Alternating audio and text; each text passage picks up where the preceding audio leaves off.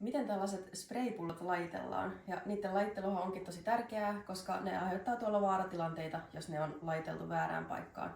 Ja meillä onkin muutaman kerran jäteautossa syttynyt tulipalo, kun näitä on joutunut sinne poltettavan jätteen sekaan. Eli meiltä löytyy täältä tällainen pullo, joka ei ravistettaessa ollenkaan hölsky, ja kun painaa suutinta, niin ei tule mitään pihalle. Eli se on silloin tyhjä, ja sen saa lajitella ihan tänne metallipakkauksiin. Ja korkki menee sitten materiaalin mukaan, eli tonne muovipakkauksiin. Sitten meiltä löytyy tällainen pullo, jossa on ainetta sisällä, eli kun ravistaa, niin siellä hölskyy ja ainetta tulee pihallekin, mutta tuoksu ei enää miellytä, niin silloin se menee tänne vaaralliseen jätteeseen.